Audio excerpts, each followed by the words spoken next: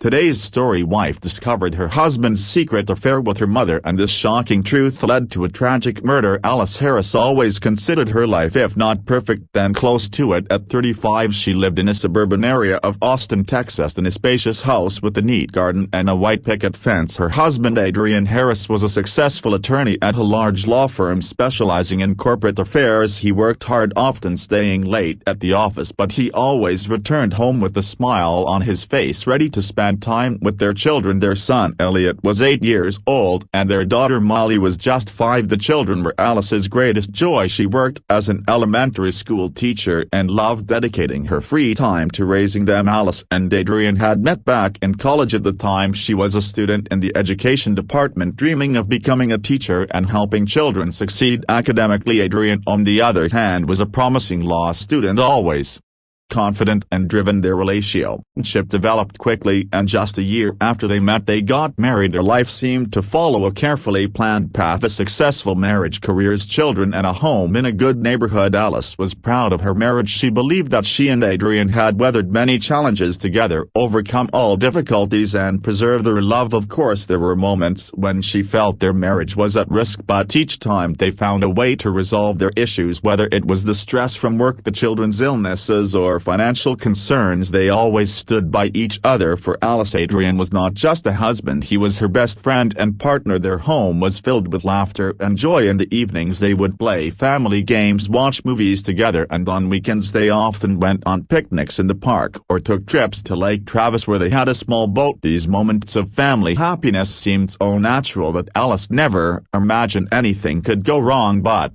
gradually Alice began to notice changes in Adrian. At first it was small things. He started staying late at work more often, and he stopped suggesting evening walks or dinners as frequently. Then his mood began to shift. He seemed more distant, lost in his thoughts. Alice attributed this to work stress. Adrian was leading a turn in complex cases, and she understood that his job required a lot of effort and time. She tried to support him by creating a cozy and warm atmosphere at home where he could relax after a long day at work. However, over time her worries only grew. Adrian became even more closed off from her. He would sometimes leave for the weekend, explaining it as business trips, though they used to always spend weekends together. At some point Alice noticed that he had become more secretive with his phone. He used to leave it on the table without a second thought, but now he often kept it out of her sight. Alice felt that something was wrong, but she was afraid to ask direct questions. Her inner voice told her that she needed to find out what was going on, but another part of her was afraid of what she might discover. She tried to talk to Adrian carefully, asking questions about his work and mood, but each time he reassured her that everything was fine, that she was worrying too much, and that he was just tired. This would temporarily calm her anxieties, but only for a short while. During these moments Alice increasingly turned to her mother, CLA, for advice. CLA had moved to Austin a few years ago to be closer to the family and often visited them. For Alice, she was not just a mother but a true friend. They could talk for hours about life, share their concerns, and discuss family matters. CLA had always been a source of wisdom and support for Alice, and she trusted her with her most intimate thoughts. Alice still hoped that these were just temporary difficulties and that their family would overcome them. She didn't want to believe the worst, continuing to hope for the best. After all, they had a good life, wonderful children, and many years of shared happiness. How could it all fall apart? These thoughts haunted Alice as she tried to maintain the appearance of normalcy. She continued with her daily tasks, taking care of the children and keeping the house in order. She tried to distract herself from dark thoughts, convincing herself that everything would get better, but deep down she already knew that big changes were on the horizon. Alice had no idea that her usual morning in their cozy home would turn into a living nightmare. It all began when she accidentally noticed Adrian's phone left on the kitchen table. He had left for work early that morning, and the house was wrapped in a calm stillness. The children weren't home. They had stayed with their grandmother for the weekend, and Alice had planned to spend some time on herself. She was brewing coffee and gazing out the window at their green yard when she saw her husband's phone screen light up with an incoming message. Alice wasn't the type to spy on her husband, but something in that moment made her focus on the screen. She stepped closer and saw that the message was from her mother. Only the beginning of the sentence was visible. "I can't wait to see you again." Those words caught her off guard. She had no reason to suspect her mother or her husband, but the message seemed strange. Why was her mother saying such things to Adrian? Curiosity mixed with anxiety took over. She picked up the phone and without hesitation unlocked it. She and Adrian had never kept passwords from each other, so the phone was easily accessible. When she opened the conversation, Alice froze in place. Her mother Claire and Adrian had been exchanging messages for months. These weren't just friendly or family-related talks. Every line was filled with hidden passion and intimate moments that Alice never thought her mother and husband could share with each other. The messages were full of hints about secret meetings, hidden embraces, and suggestive comments. They discussed how carefully they were hiding their relationship so that no one would suspect anything. In one recent message, her mother wrote, "You're so cautious, no one will ever know. It'll stay just between us." Alice felt her heart clench in pain. She sat in the kitchen feeling like the ground was slipping out from under her feet. Tears welled up in her eyes, but she couldn't allow herself to break down. Not yet. She needed to gather all the facts to understand how deep this betrayal went. She continued scrolling through the messages, uncovering more and more details. Each message felt like a punch to the heart. It seemed as if every new phrase tore her apart. Her mother and her husband had been finding excuses to meet behind her back. They were deceiving her, not just about themselves but also about their children. There were mentions of how they pretended at family events, acting like everything was fine. Alice couldn't believe this was happening in her life. Several hours had passed since she found the phone. All this time she sat there engulfed in shock and grief, trying to figure out what to do next. Her mother, the one person she had always trusted, had betrayed her. Her husband, the man she had shared a life with and raised her children with, had turned out to be a liar. She knew she couldn't just let this go, but what should she do at that moment? Alice wasn't ready for a confrontation. She felt betrayed, but she didn't yet know how to act. She decided to remain calm and avoid any rash actions. First, she needed to gather more information. She knew that this phone would now be her key to the truth. Her mind was racing with thoughts of what to do next, and a plan was starting to form in her heart. Over the next few days, Alice tried to act as if everything were normal. She smiled at Adrian, discussed future plans with him, and pretended that everything was just as it had always been, but in her mind there wasn't a single moment of peace. Every night she would check his phone while he slept, gathering more and more evidence of their affair. All this time her heart was being torn apart by pain and fury. She also began to avoid meeting with her mother, afraid that she wouldn't be able to stop herself from blurting out everything that had built up inside her. But at the same time she felt that CLA suspected her daughter had found something out. This added to the tension in their relationship, and Alice started planning how she would confront them with the truth. On July 14, 2023, the Harris household was steeped in tense silence. Alice couldn't find peace day or night. Every time she looked at Adrian, a wave of pain and betrayal washed over her. She could no longer hide her emotions but tried to maintain an appearance of normality for the sake of the children. Adrian, sensing that something had changed between them, began acting suspiciously. He noticed that Alice had become cold and distant, but he hesitated to ask what was wrong. Perhaps he hoped that things would smooth over on their own, or maybe he just didn't want to escalate the problem. However, deep down he knew things had already gone too far and the truth couldn't be hidden for much longer. That evening everything seemed ordinary. The children were having dinner in the living room. Alice was preparing food in the kitchen, and Adrian sat at the table reading the news on his tablet. But beneath this veneer of normality, emotions were simmering, ready to erupt. The air was thick with the sense of an impending catastrophe. When the children went to bed, the silence became suffocating. Alice glanced at Adrian again, feeling that she could no longer bear this pretense. All day she had been tormented by thoughts of how they had reached this point. Her husband and her mother, the two closest people in her life, had turned out to be traitors. This thought was tearing her apart. She couldn't stay silent any longer. She approached him, trying to remain calm, though inside she was boiling. "We need to talk," she said, her voice tense but firm. Adrian looked up from his tablet, a cautious expression on his face. He sensed that something was wrong but couldn't quite grasp what it was. He pretended not to understand, hoping to avoid the conversation. What exactly do you want to talk about?" he asked, trying to convince All his anxiety. Alice froze, her eyes full of pain and fury. She wanted to unleash everything at once, to scream at him, to throw accusations, but instead she held back, knowing that yelling wouldn't help. "I know everything, Adrian." Her voice was quiet but steady. "I know about you and my mother." Those words hung in the air like a thunderclap. Adrian instantly went pale, his hands trembling as the tablet slipped from his fingers, landing with a dull thud on the table. He didn't know what to say. Panic flared up inside him. He hadn't expected Alice to find out the truth, at least not so soon. "Alice, it's not what you think," he began, trying to find an excuse, but he knew it was pointless. Alice raised her hand, stopping him. "Don't. I've seen her messages, all of them. You lied to me, you betrayed our family, and now I want to know how could you?" Her voice trembled, but she tried to stay strong. Adrian lowered his head, unable to find the words. He understood that any response would only make things worse. A torrent of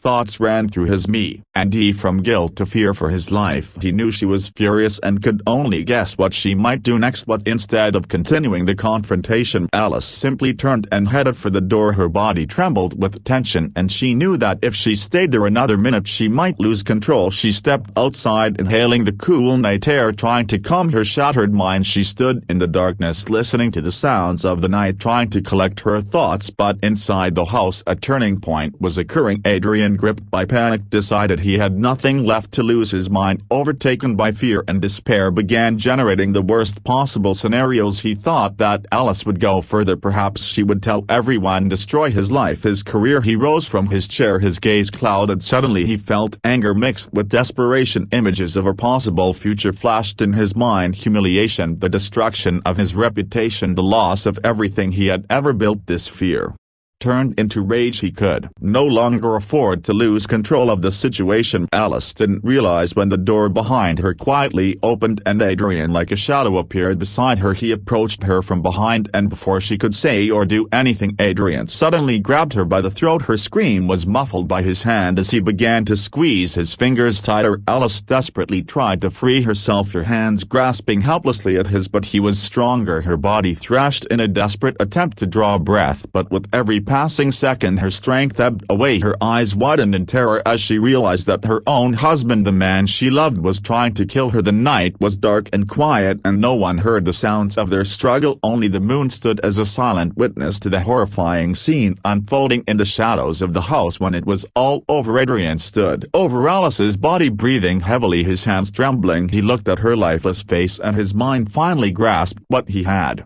just done. This wasn't a dream, not a nightmare. This was reality. Inside him everything tightened with horror and guilt. There was no turning back now. On the morning of July 15, 2023, as the first rays of the sun began to pierce through the trees, police cars arrived on the quiet suburban in Austin. A neighbor had noticed that something was wrong at the Harris residence and called the police. Detective Jessica Miller, a seasoned investigator with years of experience, was the first to arrive on the scene. As the police approached the house, they were met by Adrian Harris. He looked disheveled, his eyes red as if he hadn't slept all night. He stood on the porch, his hands trembling, but he was trying to maintain control. "What happened?" Detective Miller asked, scrutinizing Adrian carefully. She noticed his nervousness but refrained from jumping to conclusions. "My wife." His voice was quiet and shaky. "I found her in the backyard. She's dead." The words came out cold and lifeless. Adrian lowered his head as if trying to hide his emotions. Detective Miller immediately sensed that something was off but decided not to rush. She was accustomed to working methodically, gathering facts piece by piece before making any judgments. The police quickly cordoned off the area and forensic experts began examining the crime scene. Alice Harris's body lay on the grass in the backyard. There were visible marks of strangulation on her neck, making the initial assumption clear: she had been strangled. Detective Miller carefully inspected the body and the scene. There were no signs of a struggle nearby, which raised questions in her mind. If Alice had been strangled here in the backyard, why weren't there any indications that she had fought back? Her clothes were undisturbed, and it seemed as though she had simply stepped outside, only never to return. The detectives began by questioning Adrian. He sat in the kitchen, his gaze distant, seemingly unable to process what had happened. His answers were brief, and Detective Miller noticed that he avoided eye contact. "You say you found her this morning?" she asked. "Yes," Adrian replied without looking up. "I just went out into the yard and saw her there. I don't know what happened." "And where were you last night?" Miller continued, trying to keep her tone gentle but firm. Adrian hesitated. Ada then answered, "I was at home after the kids went to bed. I went to my room and fell asleep. I woke up early this morning and went outside." The detectives carefully documented his statement, but Miller knew this was only the beginning. She had seen how people behaved when they were hiding something. Perhaps he was just in shock over his wife's death, but something about his demeanor troubled her. The next step was to interview the neighbors. They were shocked by what had happened and shared their observations. Some mentioned hearing muffled voices late at night, but they hadn't thought much of it. No one had seen anything suspicious, making the investigation more challenging. However, soon the investigation took an interesting turn. Miller learned that Alice had recently confided in a friend, telling her about family problems and hinting at something terrible she had discovered. Her friend Marie agreed to meet with the detectives, and what she revealed was a bombshell for the investigation. "Alice told me she found out about Adrian's affair with her mother," Marie said. "When she met with the detectives at her home, she was devastated. She didn't know what to do. We talked just a couple of days ago. She said she felt betrayed and didn't know how to go on." This revelation changed everything. Miller understood that they were now dealing with a far more complex situation than it had initially seemed. Family drama, betrayal, and murder, all of it painted a disturbing picture. The detectives began examining Alice's phone messages and emails. This became the next key step in the investigation. They discovered exchanges between Alice and her mother confirming the affair with Adrian. The messages were full of guilt and fear of being found out. Alice's mother had pleaded with her not to destroy everything they had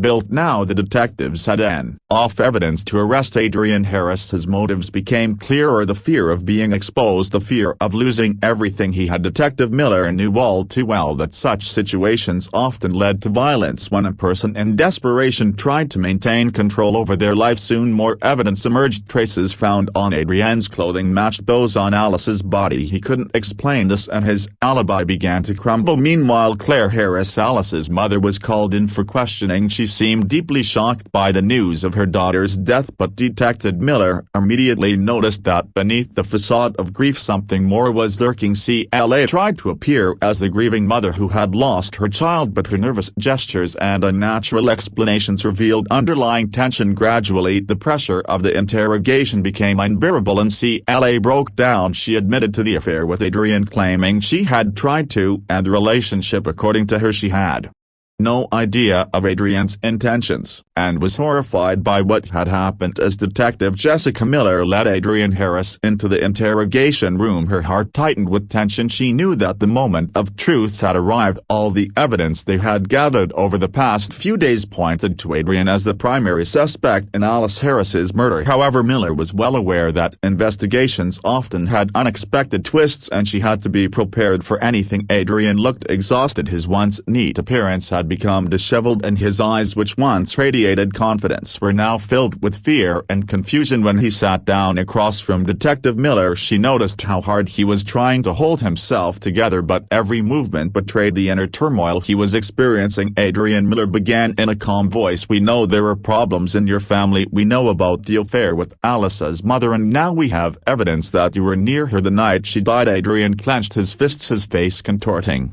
with pain and anger. "I didn't want it to end this way," he mumbled, avoiding eye contact with the detective. Miller noticed how his fingers nervously drummed on the table. Her goal was simple: to get him to confess. She understood that psychological pressure could break him, but she didn't want to rush. A slow, methodical investigation was her approach, and she intended to follow it to the end. "Adrian," she continued, leaning in slightly, "we know you felt trapped. Alice found out the truth and you were scared of what would happen next." Those words seemed to strike a nerve in Adrian. He quickly lifted his head and looked at Miller. His eyes flickered between anger and fear, and Miller knew that his emotional defenses were crumbling. "You don't understand," he began, his voice trembling. "It was all so complicated. I loved Alice, but then everything spiraled out of control. I didn't know how to handle it." Miller nodded, and that she was listening and not judging him. This was a crucial moment in the interrogation to make him feel that she was on his side that she was willing to hear his story. "Tell me what happened that night," she gently urged. Adrian was silent for a few moments, as if weighing his words, and then he exhaled deeply. "She found the messages," he began. "She saw that we were texting. She was furious. I tried to explain. I tried to calm her down, but she wouldn't listen. Alice threatened to tell everyone, to destroy our family. I didn't know what to do." His voice broke as he recounted the events. Miller could see him reliving each moment, which only strengthened her belief that he was truly guilty. "I didn't want it to end like this," Adrian continued. "We started arguing. She pushed me, and then I just lost control. I didn't know what I was doing. When it was over. She was lying on the ground, and I realized what I had done." Miller remained calm, giving Adrian time to process his actions. Her task now was to extract as many details as possible to corroborate his confession and solidify the case against him. "Adrian," she said after a pause, "what did you do after it happened?" He fell silent, his gaze becoming vacant. "I just walked away. I couldn't look at her. I went back inside and sat there not knowing what to do. I waited until morning and then pretended that I had just found her." Those words were a crucial element in the investigation. Now Detective Miller had not only Adrian's confession but also his account of the events of that night. She knew that this would be a key moment in court, and her job was to ensure that the case was brought to a successful conclusion. News of Adrian's arrest quickly spread through the local media, and within days everyone was talking about it. The story of a man who killed his wife after she discovered his affair with her mother became a topic of discussion not only in their small town but across the country. Soon the trial began. The prosecution presented all the collected evidence: Adrian's confession, the messages between him and Alice's mother, the proof that he had been at the scene of the crime at the time of the murder. The defense attorneys tried to appeal to Adrian's emotion. Alice stayed arguing that he had acted in a state of extreme emotional distress and could not fully control his actions. However, the evidence was too strong. The court sentenced Adrian Harris to 55 years in prison without the possibility of parole. When the verdict was announced, the courtroom fell into a heavy silence. Alice Harris received justice, but the price of that justice had been tragically high. Thanks for watching. Subscribe and like this video.